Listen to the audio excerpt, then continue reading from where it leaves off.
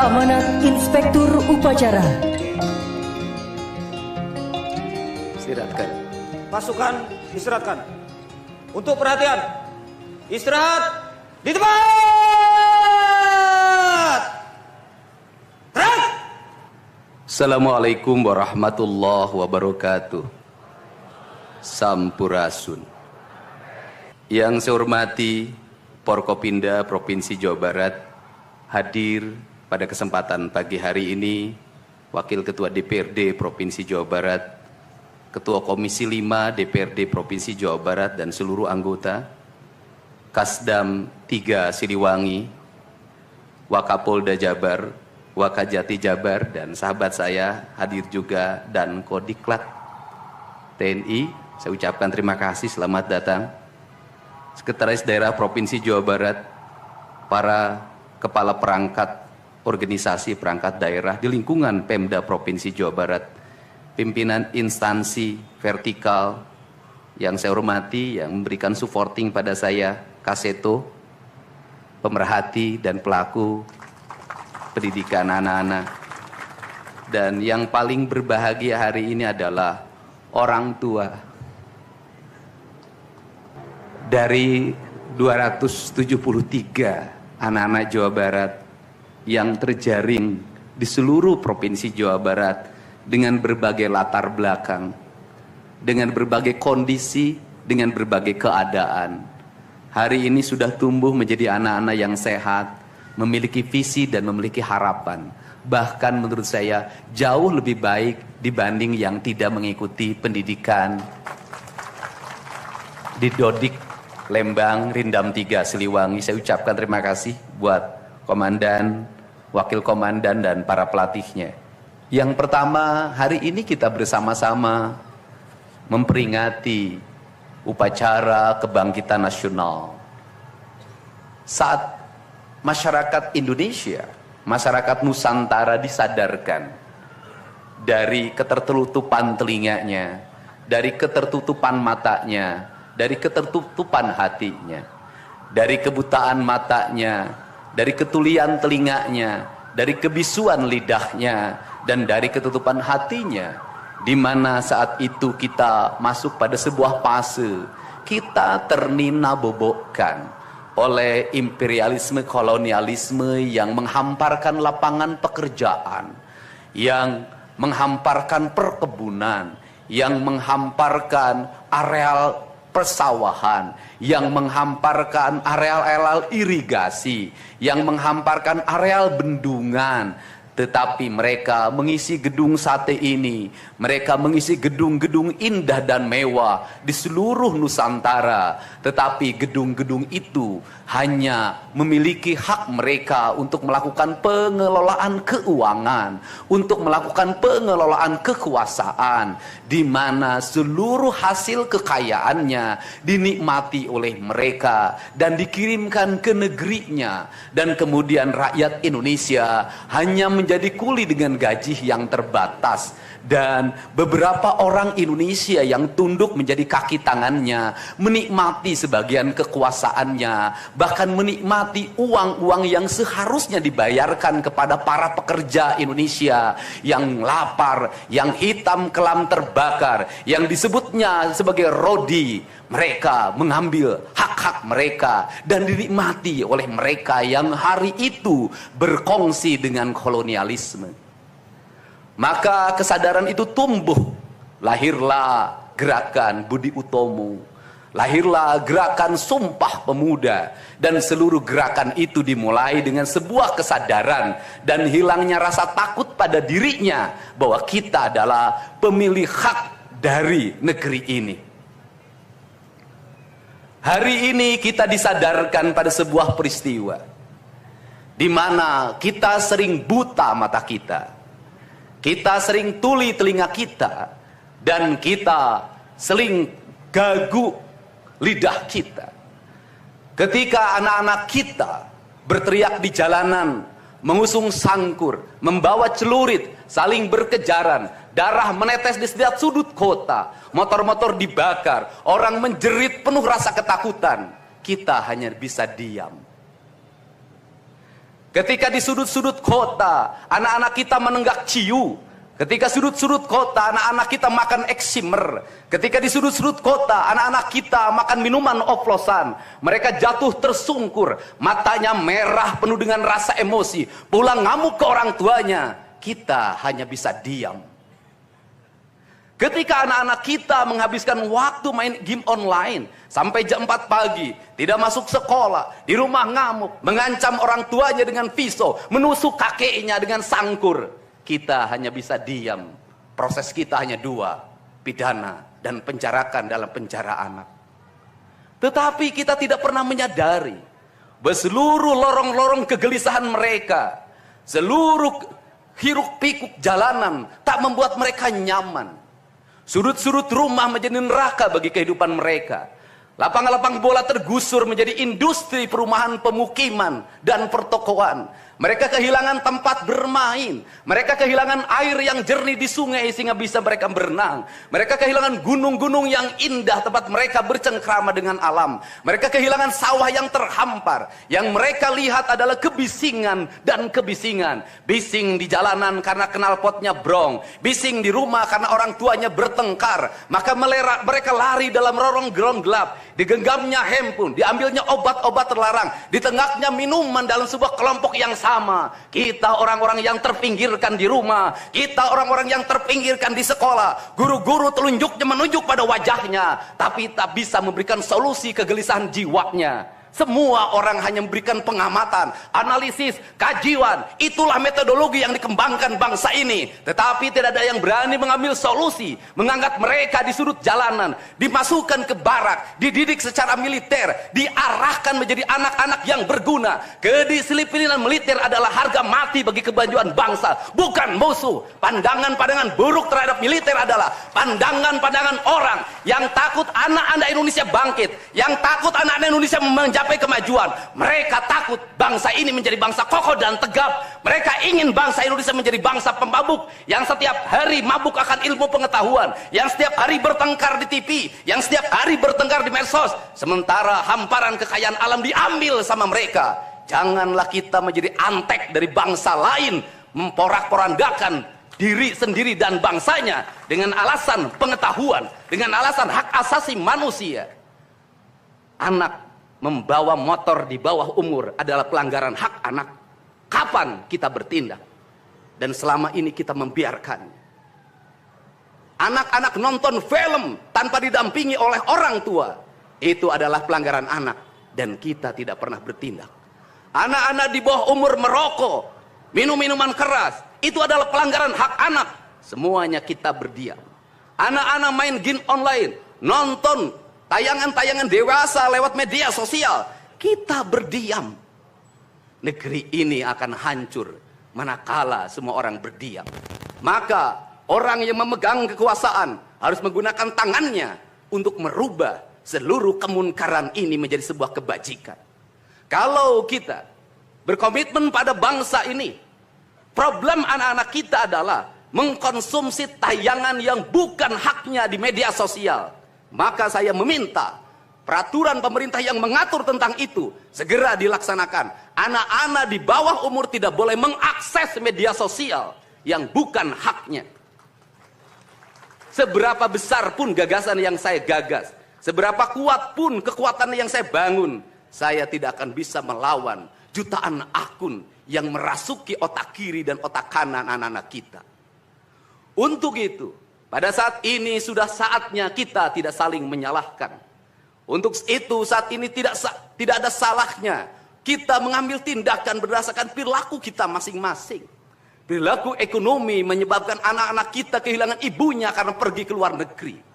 Perilaku ekonomi mengakibatkan anak-anak kita tidak pernah bertemu dengan ibu dan bapaknya karena mereka mencari rejeki.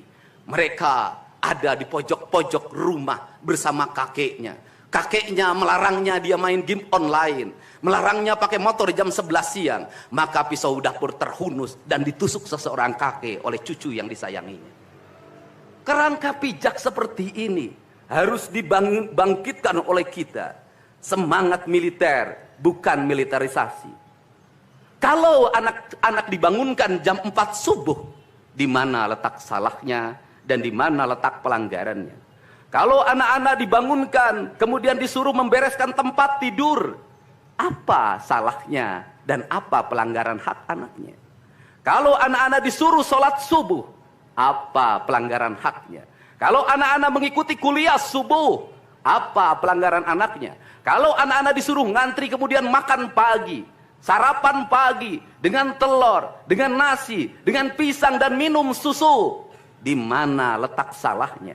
Kalau anak-anak kemudian disuruh belajar, dan saat belajar duduknya bersikap, memandang ke arah gurunya, memandang mata gurunya, agar terjadi transformasi energi antara guru dengan muridnya, yang hari ini dihilangkan dengan digitalisasi, menghilangkan ruh spiritual konsepsi pendidikan kita, diganti dengan konsep pendidikan digital, yang tidak lagi melahirkan hubungan emosional guru dan murid. Akhirnya murid-murid tidak menghormati guru-gurunya, karena guru lupa mengekspresikan nilai-nilai spiritual dalam dirinya pada murid dalam ruangan yang hening, diganti dengan papan belajar digital. Di mana letak salahnya? Kalau anak-anak itu diajarkan makan siangnya tertib, berantri, berdoa sebelum makan, di mana letak salahnya? Kalau anak-anaknya sore hari diajarkan bola voli, sepak bola, latihan baris berbaris, di mana letak salahnya? Kalau sore hari anak-anak disuruh masuk ke masjid, mengikuti pengajian, di mana letak salahnya? Kalau setelah itu mereka makan malam, dan makan malam ditandai dengan berdoa, di mana letak salahnya? Kalau mereka jam 9 disuruh masuk barak, disuruh masuk ruang tidur, dan disuruh tidur, di mana letak salahnya? Justru hak-hak anak terdapat di barak pendidikan TNI, dan hak itu tidak mereka dapatkan di rumah-rumah.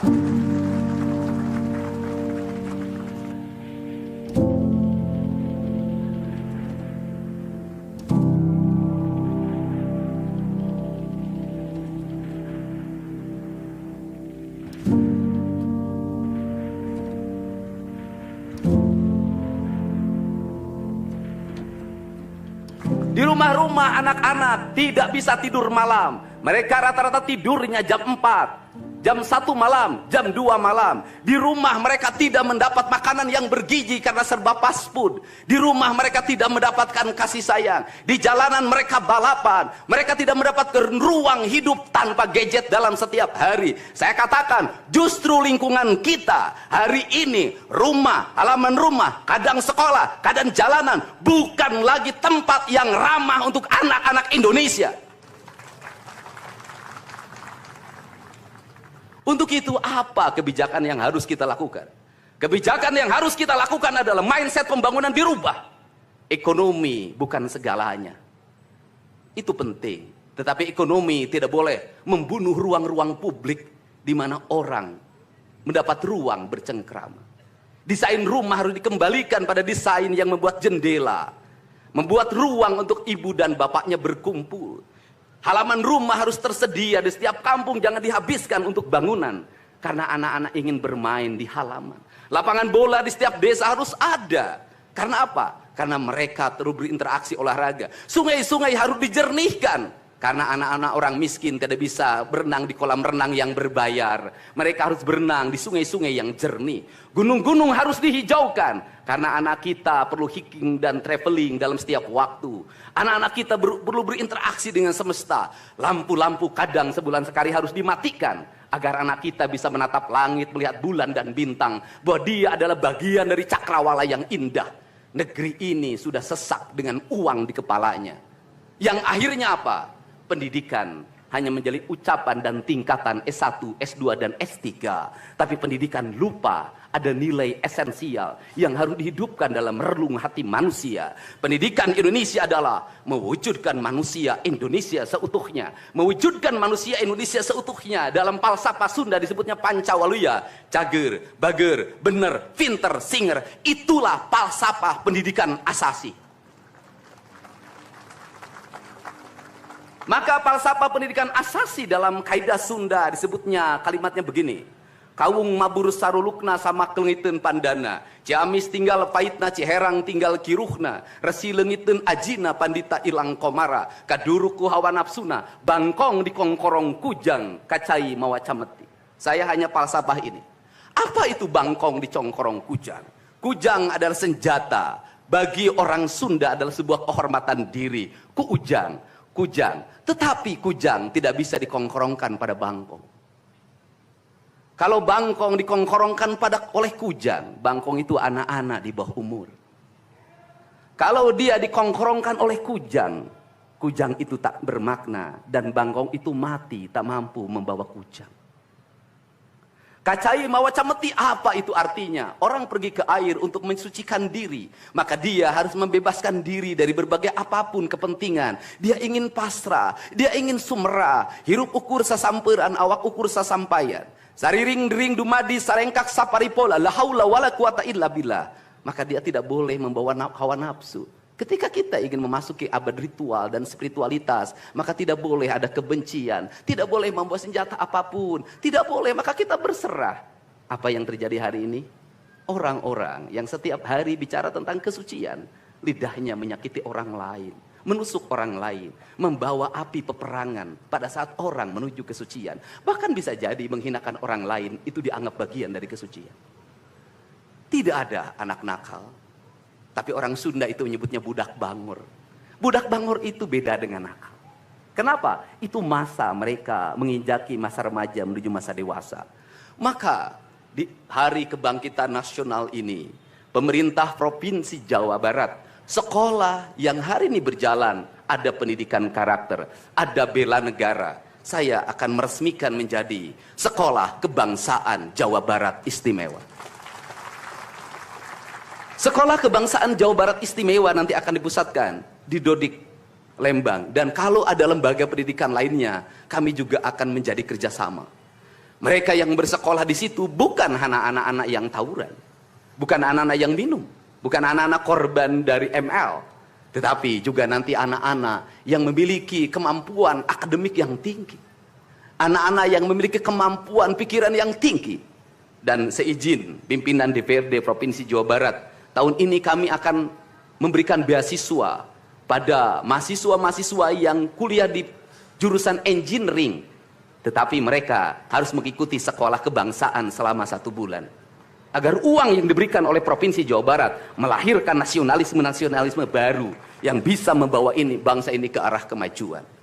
Dan saya mengucapkan terima kasih pada kalian semua yang membuat diri saya hari ini setiap hari berpikir. Ingat, doa yang terpancar ada 2. Saya tidak menyebut doa. Rintihan hati, bisikan hati ada 2. Ada yang berharap ini berhasil, dan ada yang berharap ini gagal. Siapa yang berharap ini berhasil? Mereka adalah kaum-kaum nasionalis yang mencintai bangsa ini. Siapa yang berharap ini gagal? Para nyinyir dan para pembenci yang menjadikan politik sebagai tujuan hidupnya tanpa pernah bisa membedakan mana kepentingan politik dan mana kepentingan kebangsaan. Walaupun kebijakannya baik karena beda dengan politiknya, dia mengatakan buruk. Dan walaupun kebijakannya buruk karena sama dengan politiknya, dia katakan baik. Ini orang yang tidak punya spirit nasionalisme. Dia hidup mempertuhan politik dalam setiap waktu. Saya katakan, dia hidup mempertuhan politik dalam setiap waktu. Meskipun lidahnya berkata bertuhan pada Allah, tetapi hatinya dalam setiap hari hasud dan menjadikan politik sebagai tujuan hidup. Dan barangkali bisa dilihat dari seluruh rakyat Jawa Barat, karena ini tertransformasi lewat media televisi dan media digital. Yang menjadi petugas upacara hari ini bukan pasukan paskibraka yang biasa kita pakai, tapi mereka adalah peserta didik sekolah kebangsaan Dodik Lembang Rindam 3 Siliwangi. Waktunya tidak lama, hanya 18 hari, tapi bisa dibentuk. Pertanyaannya adalah, di sekolah mereka bisa dibentuk seperti ini? Kalau di sekolah tidak dibentuk hari ini, maka pertanyaannya adalah, berarti sistem pendidikan nasional harus dievaluasi. Dan kalau misalnya yang di Jakarta mau menyalahkan, kan disahkannya di Jakarta. Kan anggaran yang triliunan disahkan di Jakarta. Kenapa anggaran yang triliunan ini tidak terevaluasi dalam setiap tahun? Saya katakan, sistem pendidikan yang di dalamnya angka-angka yang hanya orientasinya materi dan kepuasan dalam outcome dalam sistem pengelolaan keuangan tidak akan melahirkan apapun kecuali tumpukan kertas, software, dan hardware. Tetapi pendidikan yang lahir dari jiwa dan lahir dari cinta tanpa biaya yang besar, dia akan melahirkan anak-anak penuh dengan semangat kebangsaan dan punya spirit Pancawaluya. Itulah pentingnya hati. Itulah pentingnya rasa. Untuk itu hari ini ada antrian ribuan orang yang ngantri ingin memasuki pendidikan di pendidikan sekolah kebangsaan. Dan kalian semua hari ini bisa bertemu dengan orang tuanya. Bisa mendapat sertifikat dari kami dan bisa pulang dulu. Nanti dalam 2 minggu sekali kami siapkan mobil di setiap kabupatennya untuk pergi ke Dodik lagi mengikuti pematangan, bukan di Dodik nanti di Badan Diklat ESDM Pemda Provinsi Jawa Barat, kalau nanti di Dodik diisi oleh siswa yang baru. Dan kami akan memantau perkembangan kalian dalam waktu 1 tahun, bukan 6 bulan. Dan saya sudah meminta kepada Dinas Kesbangpol, Dinas Pemuda Olahraga, di upacara peringatan 17 Agustus 1945 Pemda Provinsi Jawa Barat, seluruh pesertanya berasal dari siswa didik sekolah kebangsaan di Dodik Lembang. Kalian semua jadi petugas upacara Agustusan. Jadi tidak usah repot lagi. Ternyata bisa. Dan hari ini bisa kalian bahagia. Saya ngasih bonus untuk petugas upacara dari Dodik ini 25 juta untuk dibawa pulang ke rumahnya masing-masing. Dapat uang saku, makannya enak, tidurnya nyenyak, berubah mental, bajunya bagus, pulang dapat bonus, gratis lagi. Dan tentunya buat petugas yang lain juga kita siapkan 25 juta. Nanti ditanya lagi, itu duit dari mana? Ladang onten. Saya selalu ditanya, Pak Dedi duitnya dari mana ngonten? Habis itu dimasalahin lagi, gubernur konten. Lebih baik dari jadi gubernur konten, punya duit diberikan pada rakyat daripada gubernur molor. Bener nggak? Ya kan, daripada gubernur tidur, gubernur protokoler, gubernur ingin dihargai, gubernur menghabiskan anggaran jalan-jalan ke luar negeri, teu hayang teuing aing. Kang Dedi masuk gorong-gorong, ya sebentar lagi akan saya naik ke pesawat. Jadi Indonesia ini perlu mental yang kuat kalau ingin melakukan perbaikan. Kenapa? Harus kuat menghadapi kaum nyinyir. Dan biarkan yang nyinyir suruh sakit hati selamanya. Karena Jawa Barat akan terus mengalami peningkatan pembangunannya. Ini baru 3 bulan. 100 hari itu tanggal 30 Mei, 100 hari kepemimpinan saya. Belum 100 hari, sudah banyak orang yang kepanasan. Apalagi 5 tahun. Dan saya ucapkan terima kasih. Ini upacara yang spesial. Kita dihadiri oleh Korps Pasukan Khusus. Tepuk tangan semuanya. Ada Kopassus, ada Kostrad, ada Marinir, ada istilahnya apa sekarang, Kopasgat. Kemudian ada infanteri, ada cavalry. Kemudian ada pasukan angkatan laut, kemudian juga ada brimob. Tepuk tangan semuanya, keren. Dan kalian semua, para peserta, ini yang keren-keren ini anak-anak kita ini. Anak-anak kita yang keren-keren ini, kamu tengok ke kanan, tengok kiri sambil minta sama Allah, besok kamu yang berseragam seperti mereka. Tepuk tangan kalian semuanya, semangat! Semangat! Semangat! Oke, yang terakhir ini buat biro umum, ini harus dirubah, Pak.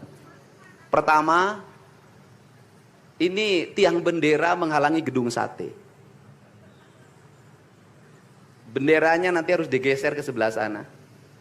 Dan nanti kalau upacara tidak menghadap ke sana, tapi dari sini menghadap ke sana. Agar panorama itunya tetap terlihat. Dan kalau di sana maka kebisingan kendaraan tidak akan terlalu mendominasi. Ini Feng Shui cara menata bangunan. Jadi saya dari tadi mandang gedung sate nggak bisa karena terpotong oleh tiang bendera. Dan nanti bagian protokoler itu masang podium nggak lurus ke tiangnya, agak mencong-mencong dikit. Maklum Pemda masih belum pakai rasa, masih pakai DPA. Yang penting di DPA-nya juga tidak melanggar. Nah ini saya ini orang estetik, dan di Pemda ini tidak pernah ada rapat untuk merumuskan ini.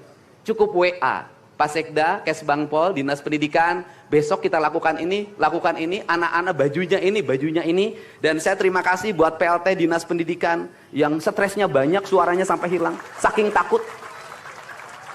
Luar biasa. Berdiri dong Kepala Dinas Pendidikan PLT. Di depan kamu pindah. Suaranya hilang. Pernah saya marahin malam-malam, kamu belum tahu cara kerja saya. Karena sekarang sudah tahu ternyata Sang Kuryang tuh hidup di sini. Ya, Pak. Silakan duduk depan, Pak. Di depan, Pak, duduk. Saya ucapkan terima kasih juga kepada Pak Sekda yang selalu ingin menjalankan tugas saya dengan baik.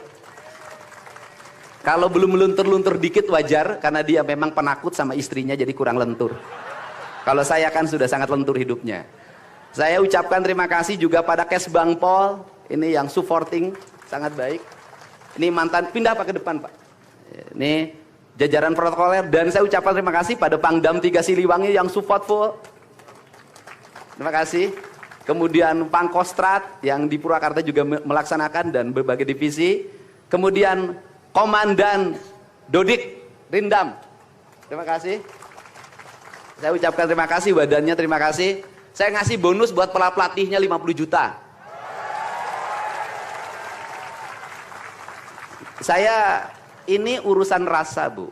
Orang tuanya itu jangan hanya bertepuk tangan. Mohon maaf. Ada terpanggil dalam jiwanya.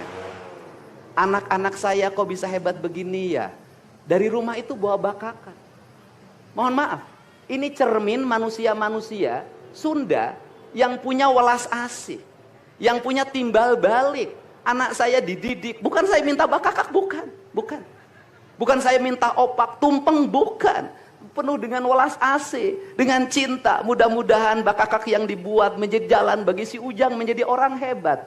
Kenapa orang tua dulu melahirkan anak-anak hebat? Karena cinta rasa. Bukan gratifikasi. Dia kenaikan kelas tidak bawa uang, dia bawa tumpeng buat gurunya. Dia bawa bakakak buat gurunya, karena gurunya telah mendidik anak-anaknya dengan baik. Itu cinta, itu rasa, bukan gratifikasi. Kami berbuat baik pada orang tuanya, tapi orang tuanya juga harus punya rasa dan punya cinta demi anak-anaknya. Saya pengalaman ibu saya dulu selalu berpuasa ketika saya punya hajat. Punya lagi ujian, lagi kenaikan kelas, menghadapi kesulitan, ibu saya dan bapak saya pasti berpuasa buat saya. Saya minta ibu dan bapak, coba rajinlah berpuasa bagi anak-anaknya. Bisa jadi, mohon maaf, bisa jadi anak-anaknya seperti ini, rasa orang tuanya yang harus diperbaiki. Bukan kesalahan anaknya, tetapi rasa dan cinta orang tuanya juga harus dibenahi. Hidup itu alam Pak, interaksi. Buktinya sama tentara nurut, sama ibu nggak nurut. Sama bapak nggak nurut. Nah ini, makanya untuk itu dari sekarang mari bangun cinta negeri ini. Karena negeri ini adalah negeri Siliwangi, negeri Silih Asa, negeri Silih Asi, negeri Silih Asu, negeri Silih Pikanyaa. Bagi mereka yang tidak ngerti Siliwangi, tidak tahu makna Siliwangi, tidak pernah berkontemplasi dengan Siliwangi, jangan coba-coba Anda berbuat tidak baik terhadap tanah Siliwangi. Saya sampaikan itu, kaluhur tesirungan kahandap teu akaran. Ini saya ucapkan terima kasih seluruh pasukan. Saya ucapkan terima kasih buat Panglima TNI, Kepala Staf Angkatan Darat, Angkatan Laut dan Angkatan Udara, Pangdam 3 Silo dan seluruh jajaran. Semua terima kasih. Hari ini adalah hari bangkitnya kita. Hari ini adalah hari kemajuannya kita. Dan kita mulai seluruh perubahan ini dari tanah kita, tanah Sunda, tanah Siliwangi. Wallahu muwaffiq ila aqwamit thoriq. Assalamualaikum warahmatullahi wabarakatuh. Sampurasun.